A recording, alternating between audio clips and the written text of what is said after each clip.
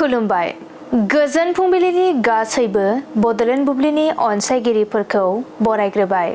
दिनै 7 सेप्तेम्बर रबिबारनि फानजामुथिखौ फरायथिनो लादों आं उदांस्रि मुसाहारिया।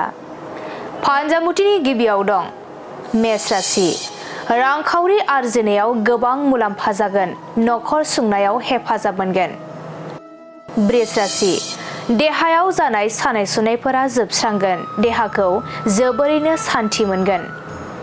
मिथुन राशि। नोंथाङा समाजनि बेरेखा हाबा मावफ्लांनो हागौ, गिदिर साजा मोननो गिखांनाय फैगोन।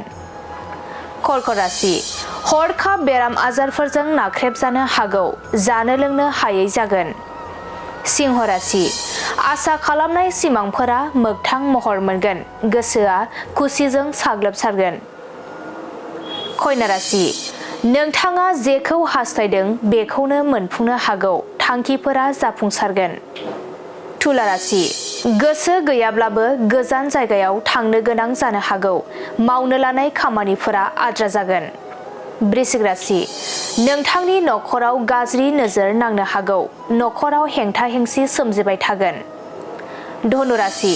मोजां मोनलायनायनि गेजेराव अनलायनाया बांगोन, सुखु गोजोनै सम बारहोनो हागोन। मकर राशि।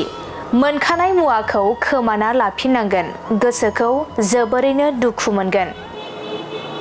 कुम्भ राशि। बेफार फालांगि खालामोब्ला मुलाम्फा जागोन, रांखावरि आरजिना लानो हागोन। मीन राशि। लामा दावबायनायाव देहाखौ खस्थ' मोनगोन, असान्थियैनो साना बारलांगोन। दिनै सानसेनि राशि फरायथिनायाबो एसेनोसै। आसा खालामो नोंथांनि दिनैनि साना मोजाङै मोजां थांगोन, बेखौ बडलेण्ड बुब्लि नखरनिफ्राय मिजिंथिबाय। गोजोन्थों।